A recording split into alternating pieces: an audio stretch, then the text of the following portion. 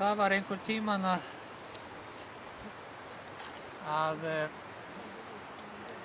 ábótinn ætlar að grafa fjársjóð og silfurkistil og fór með hann og hafði smalamanninn með sér. Og þeir fóru hér upp rannan og upp, þetta heitir Hraunþúfumúli. Þessi hlíð hérna heitir Hellishlíð og er ábyggilega kennt við hellana sem eru hérna í rannan og við vorum að sjá. Og þeir fóru hér upp og þeir gengu hérna upp á brúnina og fram á Hraunþúfuna. Það er Hraunþúfan þessi stapi sem gengur hérna fram, lengst fram. Og það er svona, ég geti alveg ímyndað ykkur hvernig það er að fara þarna fram á. Það er náttúrulega örmjó egg bara og dálítið bratt niður upp úr megin.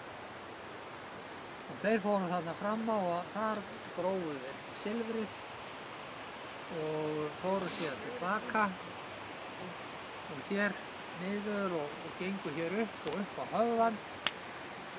Og þegar þeir stóðu þar upp á höfðanum og voru að virða fyrir sér þá hrindi ábótinn smalamanninu fram á þessum höfða hér til þess að enginn væri til frásagnar silfrið, hvað það væri þar. En það er nú líka til önnur saga það, hvernig þetta nafn er til komið og það er ennþá þannig að smalamaðurinn á Klaustri hafi heitið Hólófernis. Og hann var látinn náttúrulega eins og tíðkaðist í barnaþrælkun á þeim tíma að smalar voru látnir bera strokkin. Það var þessi löngu strokkar sem mjólkin var strokkuð í, með svona bullu sem var dælt upp og niður. Þetta var bundið á bakinn á honum til þess að spara vinnu við að strokka og hann átti að hlaupa með strokkin um daginn og strokka smjörið.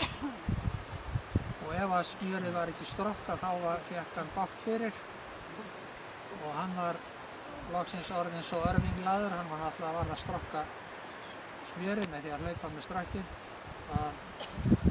Hann var einhvern veginn orðinn svo örvinglaður að hann fór hérna fram á og steypti sér hérna fram á og endalega með strokkin. En það hefur nú margir skrifað hér um þennan stað, en þetta duglegur og magnaður staður eins og þið sjáið. Og hvers vegna þetta hefur verið kallað klaustur hér frá þá. Ég kannski kem að því aftur þegar við tökum matartíma og höfum þá kannski smá sögustund aftur. En í sambandi við þetta undarlega nafn Hólófernis þá er þetta nafn úr Biblíunni á hershöfðingja Asseríumanna sem var sérstaklega illræmdur. Og ég veit ekki hvort ég kann þessa sögu en þetta er í Júdítar sögu Biblíunnar. Júdítinn fagra, þeir sátu fjall eða virki sem að gyðingar voru á. Man veit hvað það heitir, skiptir ekki máli. Og Asseríumenn sátu þetta virki og Júdítinn fagra sem var gyðingum komin, hún fer í herbúðir óvinarins og heillar þar Hólófernis og Hólófernis verður mjög drukkinn og þegar að hún hafði gott færi á þá náði hún í sverð og sneið á honum höfuðið og fór með það með leynd út úr herbúðanum ásamt þjónustustúlku sinni og þegar að hún komst til sinna manna og þeir tóku höfuðið og hengdu það út á virkisvegginn, gyðingar, og þá urðu Asseríumenn óttaslegnir og flúðu.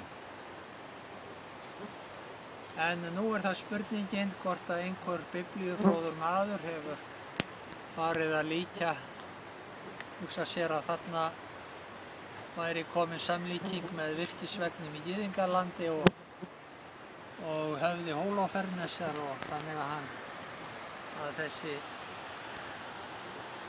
Klettaveggur hafi verið skýrður Hólófernes höfði.